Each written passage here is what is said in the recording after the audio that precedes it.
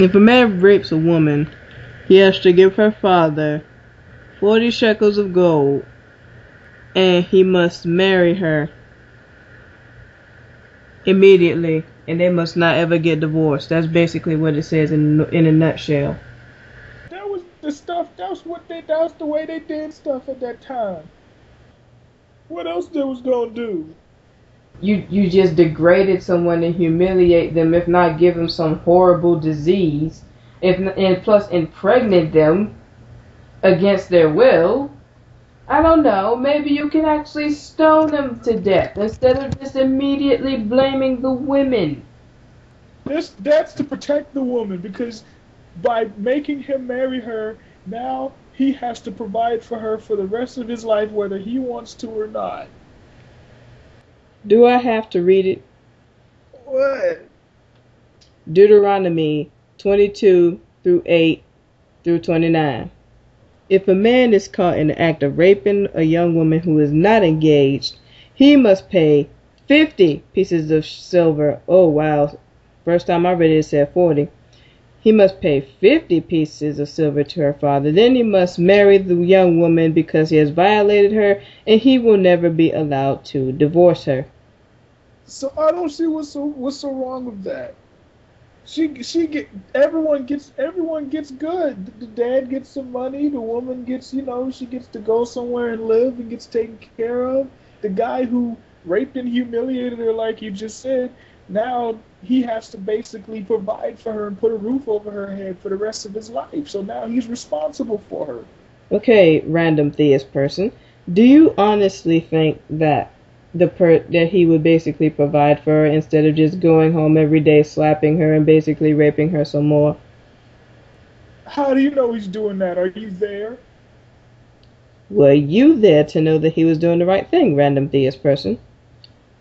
Well, I think it's offensive that you automatically assume that he's just going to be a selfish pig of a man and do these horrible things.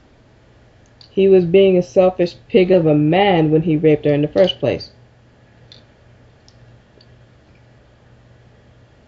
I can't stand you evil atheists. You're always trying to come at us, always Christians. We're just trying to be peaceful and spread the word, the loving word, and you just pick on us. You troll when you get up on this YouTube. You troll. You come on peaceful people who not messing with you, their videos. You spam and you leave these horrible, hateful comments. You say we're the hateful ones. You're the hateful ones. I support gay marriage. Burn in hell. That is an abomination.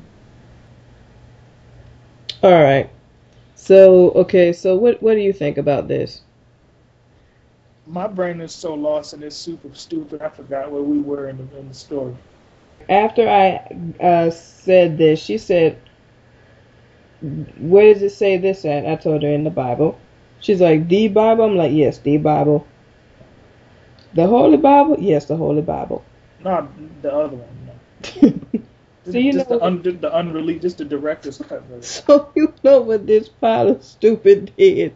She actually, okay, this is what happened. She said, oh, nah, well, God knew what he was doing when he did that. That's the word of God. That's the perfect word of God. He did it. He knew exactly what to do during that time with that period. I'm like, I'm just looking at her. I just wanted to laugh so hard. Now I didn't even bother talking to the evangelist because that's as if I was talking to a brick wall. Pretty much. Yeah. The whole thing about the rape, not that I don't care about it, but if I look at it as what that part is and basically what the whole book is, that it's going to contain stuff that's outdated, it's going to contain stuff that's crazy and outrageous. But when you walk around with the belief that this book is perfect and therefore everything it says has to be true, then you find yourself explaining this stuff that's atrocities. Now, if you read that passage to somebody who doesn't know anything about the Bible, they don't know it's in the Bible, they would probably look at you and be like, what is wrong with you?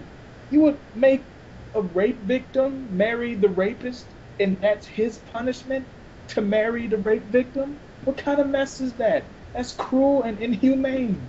He needs to be locked up. You need to get her some help. But as soon as you tell them that's in the Bible, oh, that God, he has a way. He works everything out.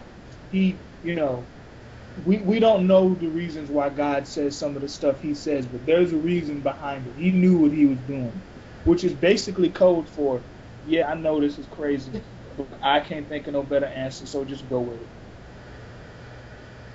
Okay, this is my whole concept. Okay, now I was going to save this for another video, but this is what I'm really thinking about it. Wow.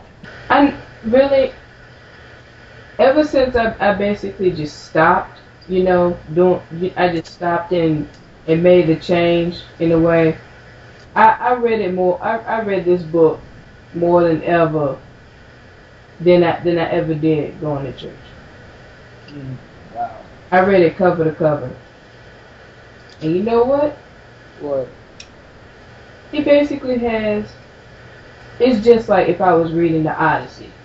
Now this is the Odyssey on steroids, okay? that's what it is. It's the Odyssey on steroids.